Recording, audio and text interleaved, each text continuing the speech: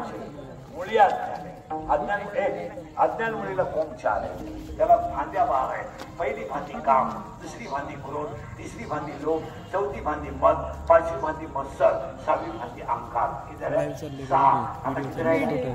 सहा आशा, इच्छा, वासना, तृष्णा, मनष्णा आणि तितिक्षा. 12च्या 12 फांद्या तोडल्या त्यांना राजमाता म्हणतात. आमच्या अहिल्याबाई होळकरांची जयंती ऐका एका मिनिटावर. अज्ञानाची मुळी तोडा.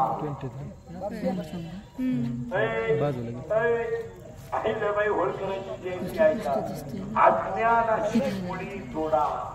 तो मोठा आहे, हा लहान आहे, तो श्रीमंत आहे, हा भेद नाही, सगळ्यांचं रक्त लाल आहे. Every man is blood red in red colour. Every in blood types of blood cells, white corpuscles and red corpuscles. In blood, hemoglobin is present. That is why every man has a blood has a 4 parts: A, B, AB, and O.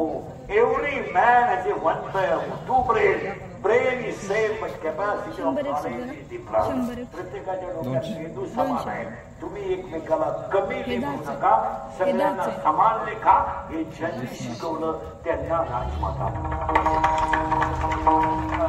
आता engineer भरती दिल्यावर कोणी पाणी भा, यांनी वाणा माणसा कोणी राहा. याचं कारण काय माहिती का? अज्ञानाची मुळी तोडा. तोडा अज्ञानाची मुळी तोडा. वाक्य अज्ञानाची मुळी तोडा. अहंकाराचं खोड कापा. अहंकाराचं खोड कापा.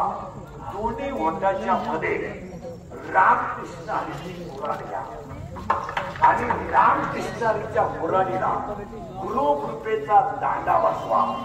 तिला वैराग्याची धार लावा.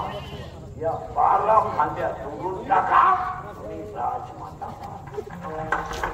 आणि या फांद्या तोडण्याचं ज्ञान मला माझे गुरु निवृत्तीनाथ यांच्याकडून आलं. म्हणून मला लग्न न करता 4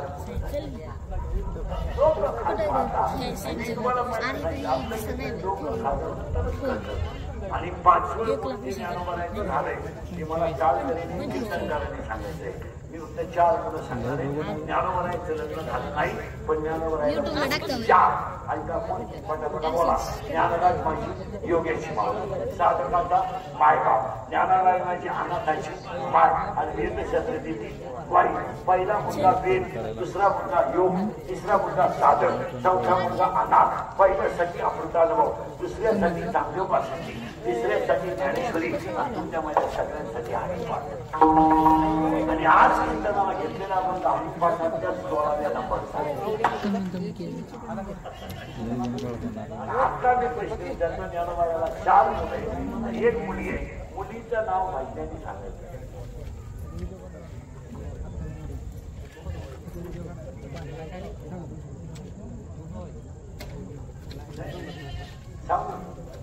ज्ञानोबाला एकच मुलगी आहे.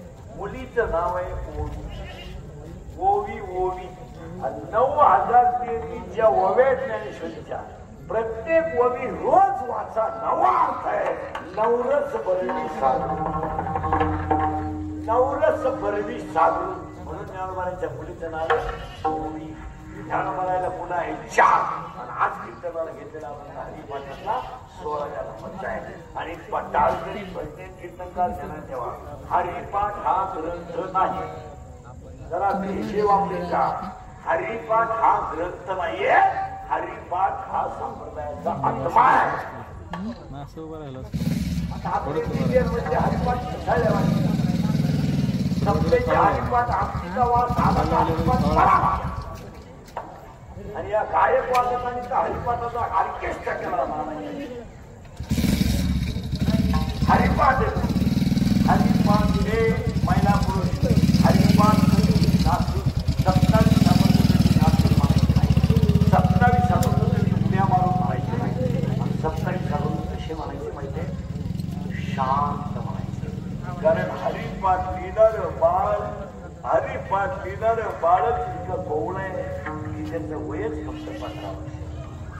15 वर्षाच्या बाळाने हरिपाठ लिहिला, ते विश्वाची आई झाला. राजमाता अहिल्याबाईंची बुद्धी भगवंताच्या चरणावर स्थिर झाली. तो नर कसा